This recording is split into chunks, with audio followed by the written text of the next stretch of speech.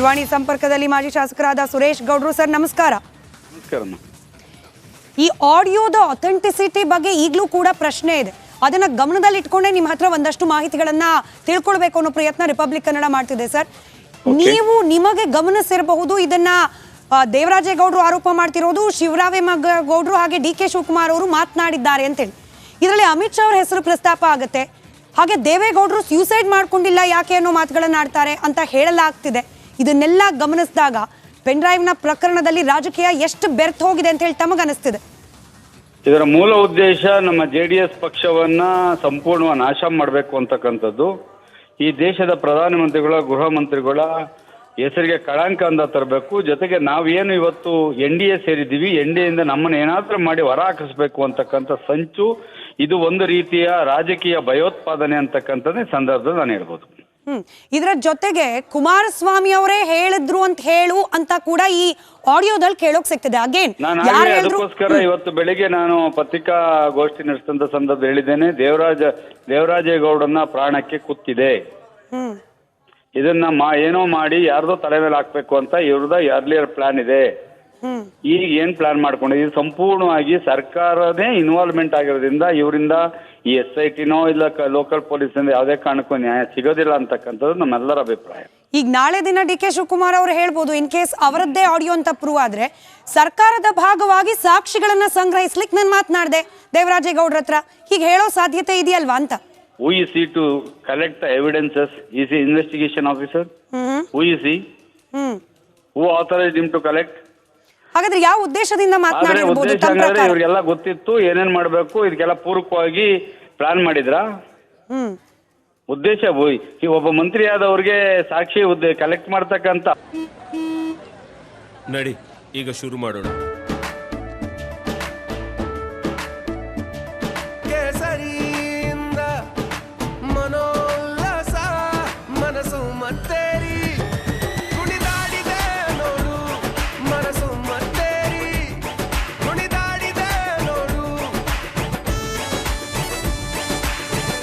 ಕ್ಷಣ ಕ್ಷಣವೂ ಆಚರಿಸಿ ಕೇಸರಿ ಹಬ್ಬ.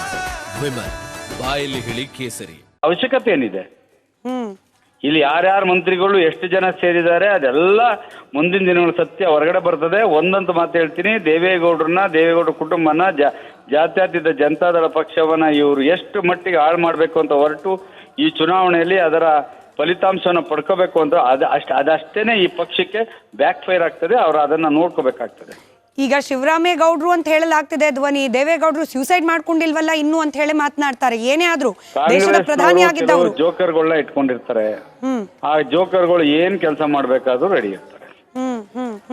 ಇದು ನೋಡಿ, ನೀವು ಕೇಳ್ತಾ ಇರ್ತಕ್ಕಂಥದ್ದು, ನಾವ್ ಹೇಳ್ತಾ ಇರ್ತಕ್ಕಂಥ ಎಲ್ಲವೂ ಸತ್ಯ. ಆಡಿಯೋ ಯಾವತ್ತೂ ಸುಳ್ಳಾಗ್ಬಿಡ್ಲಿಕ್ಕಿಲ್ಲ. ಅದು ಅಥೆಂಟಿಸಿಟಿ ನಾವು ನೀವು ತೀರ್ಮಾನ ಮಾಡಿ ಅದು ಕಳಿಸ್ಲಿ. FSL ಚೆಕ್ ಮಾಡಿ whether it is original or duplicate ಅಂತ ಗೊತ್ತಾಗತ್ತಲ್ಲ.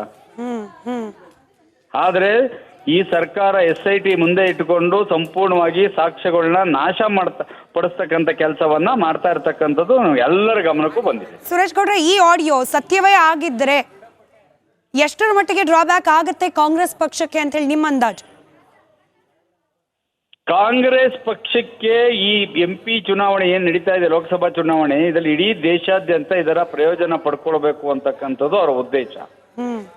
ಅದ್ರಲ್ಲಿ ಎಷ್ಟು ಸಫಲರಾಗಿದ್ದಾರೆ ಅಂತಕ್ಕಂಥದ್ದು ಗೊತ್ತಿಲ್ಲ. ಆದ್ರೆ ಇವರು ಮಾಡ್ತಾ ಇರ್ತಕ್ಕಂಥ ಮೋಸಗಳು ಜನಗಳಿಗೆ ಗೊತ್ತಾಗ್ಬೇಕು, ಅದು ನಮ್ಮ ಉದ್ದೇಶ. ಜೊತೆಗೆ ಏನು ಇವತ್ತು ಇವರು ಎಲ್ಲ ಇಡೀ ಕರ್ನಾಟಕದ ಹೆಣ್ಮಕ್ಳ ಮಾನವನ್ನ ಬೀದಿಲ ಹಂಚಿದ್ರು ಇವರು. ಜೊತೆ ಒಂದು ಕಡೆ ಆ ಕೃತ್ಯ ಮಾಡಿದಂತ ವ್ಯಕ್ತಿ, ಇನ್ನೊಂದು ಕಡೆ ಈ ಹಂಚದಂತ ವ್ಯಕ್ತಿಗಳು, ಇಬ್ಬರಿಗೂ ಸರಿಸಮಾನವಾಗಿ ಶಿಕ್ಷೆಗಳಾಗಬೇಕು. ಇನ್ಫ್ಯಾಕ್ಟ್ ಈ ಆಡಿಯೋ ಸಂಭಾಷಣೆಯಲ್ಲಿ ಇದೆ, ದೇವರಾಜೇಗೌಡರು ಅಂತ ಹೇಳಲಾಗ್ತಿರುವ ಧ್ವನಿ ಹೇಳುತ್ತೆ ಹೆಣ್ಮಕ್ಳು ಪ್ರಶ್ನೆ ಅಲ್ವಾ ಅಂತ ಹೇಳಿ. ಆ ಕಡೆಯಿಂದ ಹೇಳ್ತಾರೆ ಅಮಿತ್ ಶಾನೇ ಹೇಳಿದಾರಲ್ಲ ಕರ್ನಾಟಕ ಸೇಫ್ ಇಲ್ಲ ಹೆಣ್ಮಕ್ಳಿಗೆ ಅಂತ.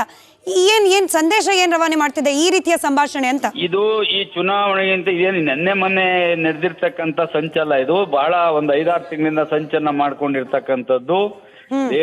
ದೇವರಾಜೇಗೌಡನ ಇರ್ತಕ್ಕಂಥ ಸಾಕ್ಷ್ಯವನ್ನ ನಾಶ ಮಾಡಬೇಕು ಅಂತ ಒಂದೇ ಒಂದು ದೃಷ್ಟಿ ಇದೆ. ಇವತ್ತು ಆತನ ಮೇಲೆ ಸುಳ್ಳು ಕೇಸ್ ಆತ ಕದ್ದೋಗಿರ್ಲಿಲ್ವಲ್ಲ, ಮಾಧ್ಯಮದ ಮುಂದೆ ಪ್ರತಿ ದಿವಸ ಬರ್ತಾ ಇದ್ರು, ಕೋರ್ಟ್ ಪ್ರತಿ ದಿವಸ ಸಿಗ್ತಾ ಇದ್ರು, ಪ್ರತಿ ದಿವಸ ಕರ್ನಾಟಕದ ಓಡಾಡ್ತಾ ಇದ್ರು. ಅವ್ರನ್ನ ಅರೆಸ್ಟ್ ಮಾಡಿ ಇಲ್ಲ ಸಲ್ಲದ ಯಾವುದೋ ಕೇಸ್ಗಳನ್ನ ಹಾಕಿ ಅವ್ರ ಜೈಲಿಗೆ ಕುಳಿಸ್ತಕ್ಕಂಥ ಕೆಲಸವನ್ನ ಯಾಕೆ ಮಾಡ್ತಾ ಇದ್ದಾರೆ ಅಂತಕ್ಕಂಥದ್ದನ್ನ ನ್ಯಾಯಾಲಯ ಇವತ್ತಲ್ಲ ನಾಳೆ ಗಮನಿಸುತ್ತೆ. ಹಳೆ ಮೈಸೂರು ಭಾಗದಲ್ಲಿ ಪಕ್ಷ ಸಂಘಟನೆ ಬಗ್ಗೆ ಕೂಡ ಚರ್ಚೆ ಆಗಿ ಹೋಗಿದೆ ಆಡಿಯೋದಲ್ಲಿ. ಹಳೆ ಮೈಸೂರಿನಿಂದ ಹೌದೌದು, ಎಲ್ಲ ಬಿಜೆಪಿ ಔಟ್ ಸಂಘಟನೆ ಆಗುತ್ತೆ ಆಗಿದೆ. ಅಂತ ಸಂಪೂರ್ಣವಾಗಿ ಅವರು ನಮ್ಮ ಪಕ್ಷವನ್ನ ನೋಡಿ ಇದುವರೆಗೂ ಮೈನ್ ಕಲ್ಪ್ರಿಟ್ಸ್ ಆ ಡ್ರೈವರ್ ಅವನ್ ಸಂಘ 5 ಜನ ಇದುವರೆಗೂ ಪೊಲೀಸ್ನವ್ರು ರಾಜಾತಿಥ್ಯ ಕೊಡ್ತಾ ಇದ್ದಾರೆ ಅವ್ರಿಗೆ. ಅವನ ಇದುವರೆಗೂ ಟಚ್ ಮಾಡಿಲ್ಲ, ಇದುವರೆಗೂ ಅರೆಸ್ಟ್ ಮಾಡಲ್ಲ ಅವ್ರನ್ನ. ಯಾಕೆ ಎಲ್ಲಿ ಅವರು ಏನಾದ್ರು ಉಲ್ಟಾ ಹೇಳ್ಬಿಡ್ತಾರ ಅಂತ ಭಯ ಇದೆಯಾ ಸರ್ಕಾರಕ್ಕೆ? ಇಲ್ಲಿಂದ ಅರ್ಥ ಆಗ್ತದಲ್ವಾ ನ್ಯಾಯ ಸಿಗುತ್ತಾ ಸಿಗೋದಿಲ್ಲ. ಇದರ ಸಂಪೂರ್ಣವಾಗಿ ಸಿದ್ದರಾಮಯ್ಯನವ್ರಿಗೂ ಘನತೆ ಗಂಭೀರ್ಯ ಈ ಸತ್ಯಾಸತ್ಯತೆ ತಿಳ್ಕೋಬೇಕು ಅಂತ ಇದ್ರೆ ಮೊದಲು CBI ಹ್ಯಾಂಡ್ ಓವರ್ ಮಾಡ್ಬೇಕು ಇದನ್ನು. ಅದು ಯಾರೇ ಆಗಿರ್ಲಿ, ಯಾರೇ ತಪ್ಪು ಮಾಡಿ ಅನುಭವಿಸ್ಲಿ ಬಿಡಿ. ಇದು ನೋಡಿ ಒಂದು ರಾಷ್ಟ್ರದ ಪ್ರಧಾನಮಂತ್ರಿಗಳನ್ನ ಅವಮಾನ ಮಾಡ್ತಕ್ಕಂಥದ್ದು, ಒಬ್ಬರು ಗೃಹ ಸಚಿವರನ್ನ ಅವಮಾನಿಸ್ತಕ್ಕಂಥದ್ದು, ಅವ್ರ ಕೆಟ್ಟ ಹೆಸರು ತರ್ತಕ್ಕಂಥ ಇದು ರಾಜದ್ರೋಹ ಅಲ್ವಾ? ಇದು ರಾಜಕೀಯ ಭಯೋತ್ಪಾದನೆ ಅಲ್ವಾ? ಇವ್ರಂತರ ಟೆರರಿಸ್ಟ್ಗಳಿಗೆ ಇವ್ರಿಗೆ ಏನ್ ಡಿಫ್ರೆನ್ಸ್ ಇದೆ? ಕೂತ್ಕೊಂಡ್ ಬಾಂಬ್ ಹಾಕ್ತಾರೆ, ಇವ್ರು ಈ ತರ ಹಾಳು ಮಾಡ್ತಾರೆ. ರೈಟ್ ಸರ್, ಧನ್ಯವಾದ ರಿಪಬ್ಲಿಕ್ ಕನ್ನಡದ ಜೊತೆಯಲ್ಲಿ ಮಾತನಾಡಿದ್ದಕ್ಕೆ. ಇನ್ನಷ್ಟು ಮಾಹಿತಿಯೊಂದಿಗೆ ನಮ್ಮ ಪ್ರತಿನಿಧಿ ಸುರೇಶ್ ಈಗ ನೇರ ಸಂಪರ್ಕದಲ್ಲಿ ಜಾಯ್ನ್ ಆಗಿದ್ದಾರೆ. ಸುರೇಶ್, ಒಂದು ರೀತಿಯಲ್ಲಿ ಮತ್ತೊಂದು ಹಂತ ತಲುಪಿದೆ ಈ ಆಡಿಯೋ, ಅದೆಲ್ಲ ಕಡೆಗಳಲ್ಲಿ ವೈರಲ್ ಆದ ನಂತರ ಇದು ದೇವೇಗೌಡರ ಕುಟುಂಬವನ್ನು ಟಾರ್ಗೆಟ್ ಮಾಡ್ದಂಗಿದೆ ಅನ್ನೋದು. ಯಾಕಂತ ಹೇಳಿದ್ರೆ ಅವರಿಗೆ ಅವಹೇಳನಕಾರಿಯಾಗೆಲ್ಲ ಆ ಆಡಿಯೋದಲ್ಲಿ ಮಾತಾಡಿದ್ದಾರೆ ಅನ್ನೋದು. ಈ ಕುರಿತಾಗಿ ಈಗ ಏನೇನು ಪಡಸಾಲೆಯಲ್ಲಿ ಚರ್ಚೆ ಇದೆ ಸುರೇಶ್? ರಕ್ಷಿತ್, ಪ್ರಜ್ವಲ್ ರೇವಣ್ಣ ಅವರ ಕೇಸ್ ಸಂಬಂಧಪಟ್ಟಂತೆ ದಿನಕ್ಕೊಂದು ರಾಜಕೀಯ ತಿರುವುಗಳು, ದಿನಕ್ಕೊಂದು ಬೆಳವಣಿಗೆಗಳು ನಡೀತಾ ಇರ್ತಕ್ಕಂಥ ಅದರಲ್ಲಿ ಇವತ್ತು ಏನು ರಿಪಬ್ಲಿಕ್ ಕನ್ನಡ ಬ್ರೇಕ್ ಮಾಡಿರ್ತಕ್ಕಂತಹ ಆಡಿಯೋ ಏನಿದೆ ಅದು ಇಡೀ ಪ್ರಕರಣವನ್ನೇ ಒಂದು ಮಗ್ಗಲು ತಿರುವು ಹಾಕದಂತೆ ಆಗಿರ್ತಕ್ಕಂಥದ್ದು. ಇಡೀ ಪ್ರಕರಣದ ದಿಕ್ಕೇ ಬದಲಾಗಿರ್ತಕ್ಕಂಥದ್ದು. ಯಾಕೆಂತಂದರೆ ಈವರೆಗೂ ಕೂಡ ಏನು HD ಕುಮಾರಸ್ವಾಮಿ ಅವರೇನಿದ್ದಾರೆ ಮಾಜಿ CM, ಅವರ ಕಡೆಯತ್ತ ಪ್ರಕರಣವನ್ನು ವಾಲಿಸುವಂತಹ ಪ್ರಯತ್ನಗಳಾಗಿತ್ತು. ಈ ಸಂಬಂಧಪಟ್ಟಂತೆ ಕೆಲ ಏನು ಒಳಸಂಚು ಅಂತ ಹೇಳಿದರೆ ಖಂಡಿತ ತಪ್ಪಾಗಲಾರದು ಈ ವಿಚಾರದಲ್ಲಿ. ಯಾಕೆಂದರೆ ಅದಕ್ಕೆ ಪೂರಕವಾಗಿ ಈಗ ಏನು DK ಶಿವಕುಮಾರ್ ಹಾಗೆ ಶಿವರಾಮೇಗೌಡರು ಹಾಗೆ ದೇವರಾಜೇಗೌಡರು ಇಲ್ಲದಂತಹ ಆಡಿಯೋ ಏನಿದೆ ಆ ಆಡಿಯೋ ಸಾಕ್ಷ್ಯವಾಗಿ ಖಂಡಿತವಾಗಿಯೂ ಕೂಡ ಒಂದು ಕಡೆ ದೇವೇಗೌಡರ ಕುಟುಂಬ ಮತ್ತು ಇಡೀ ಏನು ಪ್ರಕರಣದಲ್ಲಿ ಕುಮಾರಸ್ವಾಮಿ ಅವರನ್ನೇ ಒಂದು ರೀತಿಯಲ್ಲಿ ಆರೋಪಿಯನ್ನಾಗಿ ಮಾಡುವಂತಹ ಹುನ್ನಾರಗಳು ಕೂಡ ನಡೆದಿದ್ದಕ್ಕಂಥದ್ದು ಭಾಳ ಸ್ಪಷ್ಟವಾಗಿ ಕಾಣ್ತಾ ಇದೆ. ಇನ್ನು ಈ ಆಡಿಯೋ ಅಸಲಿಯನ್ನು ನೋಡೋದೇ ಆದರೆ ನಾವು ಒಂದು ವೇಳೆ ಈ ಆಡಿಯೋ ನಿಜವಾಗಿ ಆಗಿದ್ದೇ ಆದರೆ ಈ ಖಂಡಿತವಾಗಿಯೂ ಕೂಡ ಇಲ್ಲಿ ಪ್ರಮುಖವಾಗಿ ಈಗ ಏನು DK ಶಿವಕುಮಾರ್ ಅವರ ಪಾತ್ರ ಕೂಡ ಕಾಣ್ತಿರ್ತಕ್ಕಂಥದ್ದು. ಇವರು ಯಾವ ಒಂದು ರೈಟ್ಸ್ ಮೇಲೆ ಸಾಕ್ಷ್ಯಾಧಾರಗಳನ್ನು ಕಲೆ ಹಾಕುವಂತಹ ಕೆಲಸ ಮಾಡಿದ್ರು. ಈಗ ಆರೋಪಿಯಾಗಿ ಈಗ ಏನು ಕಸ್ಟಡಿಯಲ್ಲಿದ್ದಾರೆ ದೇವರಾಜೇಗೌಡ, ಅವರನ್ನು ಸಂಪರ್ಕಿಸುವಂತಹ ಪ್ರಯತ್ನಗಳು ಯಾಕಾಗಿತ್ತು? ಇದೆಲ್ಲವೂ ಕೂಡ ರಾಜಕೀಯವಾಗಿ ತಿರುವು ಹಾಕೊಳ್ತಕ್ಕಂಥದ್ದು. ಜೊತೆಗೆ ಭಾಳ ಸ್ಪಷ್ಟವಾಗಿ ಗೊತ್ತಾಗ್ತಕ್ಕಂಥದ್ದು ಇಲ್ಲಿ ದೇವೇಗೌಡರ ಕುಟುಂಬವನ್ನು ಮಟ್ಟ ಹಾಕೋದಕ್ಕೆ ವ್ಯವಸ್ಥಿತವಾಗಿ ಸರ್ಕಾರದ ಮಟ್ಟದಲ್ಲಿ ಏನು ಸಿದ್ಧತೆಗಳಾಗಿದೆ ಅಂತಕ್ಕಂಥ ಒಂದು ಮಾತನ್ನು ಶಿವರಾಮೇಗೌಡರು ಎನ್ನಲಾದಂಥ ಆಡಿಯೋ ಏನಿದೆ ಆ ಆಡಿಯೋದಲ್ಲಿ ಕೇಳಿಬರುತ್ತೆ. ಸೊ ಇದೆಲ್ಲವನ್ನು ನೋಡಿದ್ರೆ ಖಂಡಿತವಾಗಿಯೂ ಕೂಡ ಭಾಳ ವ್ಯವಸ್ಥಿತವಾಗಿ ದೇವೇಗೌಡರ ಕುಟುಂಬವನ್ನು ಒಂದು ರೀತಿ ಮಟ್ಟ ಹಾಕುವ ನಿಟ್ಟಿನಲ್ಲಿ ಪ್ರಯತ್ನಗಳು ಆಗಿರ್ತಕ್ಕಂಥದ್ದು ಇದು ಗೊತ್ತಾಗ್ತಾ ಇರ್ತಕ್ಕಂಥದ್ದು. ಇನ್ನು DK ಶಿವಕುಮಾರ್ ಅವರ ಪಾತ್ರವನ್ನು ನೋಡೋದೇ ಆದರೆ ಇಲ್ಲಿ ಮೊದಲಿಂದಲೂ ಕೂಡ BJP ನಾಯಕರು ಕೂಡ ಹೇಳ್ತಾ ಇದ್ದಾರೆ. ಹಾಗೆ ಮಾಜಿ ಮುಖ್ಯಮಂತ್ರಿಗಳಾದ ಜಗದೀಶ್ ಶೆಟ್ಟರ್ ಅವರು ಕೂಡ ಹೇಳಿದರು, ಒಂದು ಮಾತನ್ನು ಭಾಳ ಗಂಭೀರವಾದಂಥ ಮಾತನ್ನು ಹೇಳಿದರು. ಈ ಪ್ರಕರಣದಲ್ಲಿ ಉಪಮುಖ್ಯಮಂತ್ರಿಗಳಾಗಿರ್ತಕ್ಕಂಥ DK ಶಿವಕುಮಾರ್ ಅವರ ಹೆಸರು ಕೇಳಿ ಬಂದಿದೆ. ಸೊ ಹೀಗಾಗಿ ಅವರನ್ನು ಕೂಡ ಪ್ರಕರಣದಲ್ಲಿ ಅವರನ್ನು ಕೂಡ ಆರೋಪಿಯನ್ನಾಗಿಸಿ ಅಂದರೆ ಅವರನ್ನು ಕೂಡ ವಿಚಾರಣೆ ಮಾಡಬೇಕು ಅಂತಕ್ಕಂಥ ಒಂದು ಮಾತನ್ನು ಹೇಳಿದರು. ಸೊ ಈಗ ಈ ಆಡಿಯೋಗಳನ್ನೆಲ್ಲವನ್ನು ಕೂಡ ಸಾಕ್ಷ್ಯವಾಗಿಟ್ಕೊಂಡು ಇದರ ಸತ್ಯಾಸತ್ಯತೆ ಆದ ನಂತರ ಖಂಡಿತವಾಗಲೂ ಕೂಡ ಇದು ಕೋರ್ಟಿಗೆ ಹೋಗುವಂಥದ್ದು ವಿಚಾರಗಳು, ಇದು ಕೋರ್ಟ್ನಲ್ಲಿ ಇದು ಪ್ರಕರಣ ಮತ್ತು ಯಾವ ತಿರುವನ್ನು ಪಡೆದುಕೊಳ್ಳುತ್ತೆ ಅಂತಕ್ಕಂಥದ್ದನ್ನು ಈಗಲೇ ಊಹಿಸ್ಕೊಳ್ಳಲು ಕೂಡ ಆಗದು. ಯಾಕೆಂತಂದರೆ ಪ್ರಕರಣದಲ್ಲಿ ಮೂವರು ಕೂಡ ಒಂದು ವ್ಯವಸ್ಥಿತವಾಗಿ ಷಡ್ಯಂತ್ರಗಳನ್ನು ರೂಪಿಸಿರುವಂಥದ್ದು ಕಾಣುತ್ತೆ. ಜೊತೆಗೆ ಏನು ಶಿವರಾಮೇಗೌಡರು ಒಂದು ಮಾತನ್ನು ಹೇಳ್ತಾರೆ ಇಲ್ಲಿ, ಈ ಪ್ರಕರಣದ ನಿಮ್ಮ ಅಂದರೆ DK ಶಿವಕುಮಾರ್ ಅವ್ರ ಜೊತೆ ಕೈ ಜೋಡಿಸಿ DK ಶಿವಕುಮಾರ್ ಹೇಳಿದಂತೆ ನೀವು ಕೇಳಿ, ನಿಮಗೆ ಏನು ಬೇಕು ಎಲ್ಲ ರೀತಿಯ ಅನುಕೂಲವನ್ನು ಮಾಡಿಕೊಡ್ತೇವೆ ಅಂತಕ್ಕಂಥದ್ದನ್ನು ಮಾತನ್ನು ಹೇಳ್ತಾರೆ. ಜೊತೆಗೆ ಕುಮಾರಸ್ವಾಮಿ ಅವರ ಹೆಸರನ್ನು ಹೇಳಬೇಕು ನೀನು ಪ್ರಕರಣದಲ್ಲಿ ಅಂತ ಹೇಳಿಬಿಟ್ಟು ಏನು ಮೊನ್ನೆ ಜೈಲಿನಿಂದ ಹೋಗುವಂಥ ಕಸ್ಟಡಿಗೆ ಹೋಗುವಂಥ ಸಂದರ್ಭದಲ್ಲಿ ಒಂದು ಬಹಿರಂಗ ಹೇಳಿಕೆಯನ್ನು ಕೊಟ್ಟು ಹೋಗ್ತಾರೆ ಮಾಧ್ಯಮಗಳಿಗೆ ದೇವರಾಜೇಗೌಡ. ಅದಕ್ಕೆ ಪೂರಕವಾದಂತಹ ಇವತ್ತು ಅದಕ್ಕೆ ಪೂರಕವಾಗಿ ಆಡಿಯೋ ರಿಲೀಸ್ ಆಗಿರ್ತಕ್ಕಂಥದ್ದು. ಸೊ ಇದೆಲ್ಲವನ್ನು ನೋಡ್ತಾ ಇದ್ದರೆ ಎಲ್ಲೋ ಒಂದು ಕಡೆ ಬಹಳ ವ್ಯವಸ್ಥಿತವಾಗಿ ದೇವೇಗೌಡರ ಕುಟುಂಬ ಮತ್ತು ಕುಮಾರಸ್ವಾಮಿಯನ್ನು ಟಾರ್ಗೆಟ್ ಮಾಡಿರ್ತಕ್ಕಂಥದ್ದು ಭಾಳ ಸ್ಪಷ್ಟವಾಗಿರ್ತಕ್ಕಂಥದ್ದು.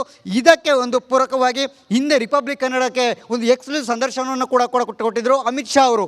ಆ ಅಮಿತ್ ಶಾ ಅವರು ಕೊಟ್ಟಂತಹ ಹೇಳಿಕೆಯಲ್ಲೂ ಕೂಡ ಭಾಳ ಸ್ಪಷ್ಟವಾಗಿತ್ತು, ಇದು ಒಕ್ಕಲಿಗ ಬ್ಯಾಂಕಿಗಾಗಿ ಆಗಿರ್ತಕ್ಕಂತಹ ಒಂದು ವ್ಯವಸ್ಥಿತ ಷಡ್ಯಂತ್ರ, ಒಂದು ವ್ಯವಸ್ಥಿತವಾಗಿ ಪಿತೂರಿ ಆಗಿರ್ತಕ್ಕಂಥದ್ದು ಅಂತ ಮಾತನಾಡಿದರು. ಇದು ಖಂಡಿತವಾಗಿಯೂ ಕೂಡ ಏನು ಕಾಂಗ್ರೆಸ್ನವ್ರಿಗೆ ಈ ವಿಡಿಯೋನ ಯಾರೆಲ್ಲ ಮಾಡಿದ್ರು, ಈ ಅಂದರೆ ಹರಿಬಿಟ್ಟಿದ್ರು, ಅವರಿಗೆ ತಿರುಗುಬಾಣ ಆಗುತ್ತೆ ಅಂತ ಹೇಳಿ ಒಂದು ಸಂದರ್ಶನದಲ್ಲಿ ಎಕ್ಸ್ಕ್ಲೂಸಿವ್ ಆಗಿ ಹೇಳ್ತಕ್ಕಂಥದ್ದು. ಇದೆಲ್ಲವನ್ನು ಈಗ ಈ ಬಿಟ್ಟಿರ್ತಕ್ಕಂಥ ಈ ಆಡಿಯೋ ಏನಿದೆ, ನಾವು ಬ್ರೇಕ್ ಮಾಡಿರ್ತಕ್ಕಂಥ ಆಡಿಯೋ, ಇದರ ಅಸಲಿ ನಿಜವಾಗಿ ಆಗಿದ್ದಾರೆ. ಆದರೆ ಖಂಡಿತವಾಗಿಯೂ ಕೂಡ ಇದು ಅವರಿಗೆ ತಿರುಗುಬಾಣ ಆಗುವಂಥದ್ದು ಭಾಳ ಸ್ಪಷ್ಟವಾಗತಕ್ಕಂಥದ್ದು. ಒಟ್ಟಾರೆಯಾಗಿ ಈಗ ಇಡೀ ಪ್ರಕರಣದಲ್ಲಿ ದೇವರಾಜೇಗೌಡರು ಆಡಿಯೋ ಅಂತ ಏನು ಹೇಳಲಾಗ್ತಾ ಇದೆ, ಅವರನ್ನು ಯಾವ ರೀತಿಯಾಗಿ ಮೋಟಿವೇಟ್ ಮಾಡಿದ್ದಾರೆ ಅಂತಕ್ಕಂಥದ್ದನ್ನು ಕೂಡ ಭಾಳ ಎಸ್, ಥ್ಯಾಂಕ್ ಯು ನಿಮ್ಮೆಲ್ಲ ಮಾಹಿತಿಗಾಗಿ ಸುರೇಶ್.